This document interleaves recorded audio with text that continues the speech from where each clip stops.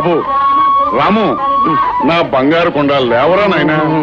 నిన్ను వదలనంటే వదలను. నువ్వు నా మురిపాల సద్ది మూటవి, నా మాగాయి టెక్కవి, నువ్వే నా పాణం, ఇవి నా పొంగునాలు, ఇదే నా కాచం. బాలుడు పొద్దెక్కిన ఏమిటి నా కలవరంతలో? నువ్వు జిలేబీ, జంగిరి, బూందీ, లడ్డు. ఏమిటా పిచ్చ పిచ్చ చేస్తలో?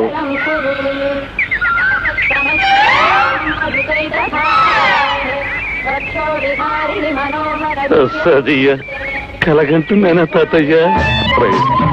ఆ తలగడ పట్టుకుని నువ్వే నా చద్ది ముట్టది, నువ్వే నా మాగాయి తగ్గివి, నిన్ను వదలను అంటున్నావు.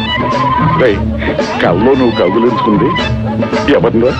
ఓలంబో ఓ నాయనో, నేను చెప్పను, నా సిక్కెత్తందా? నా ముందు నీకు సిక్కెత్తురా? చెప్పరా ఎవరది?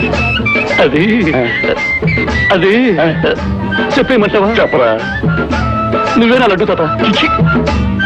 నేనా?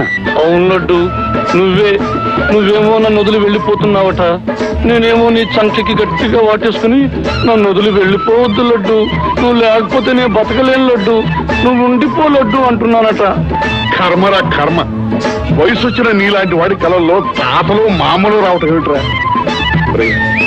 నీ వయసులో మనసు మత్తుగా ఉన్నావురా, ఆలోచనలు చిలిపిగా ఉన్నావురా, కోరికలు తీయగా ఉన్నావురా.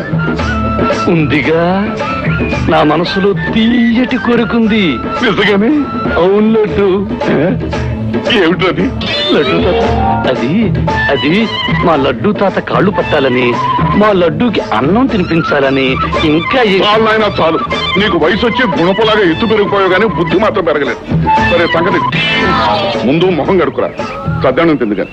వారిలో ప్రధాన పాత్రధారుడు, గాంధీని హత్య చేసిన వ్యక్తిగా ఆయన ప్రసిద్ధి పొందారు.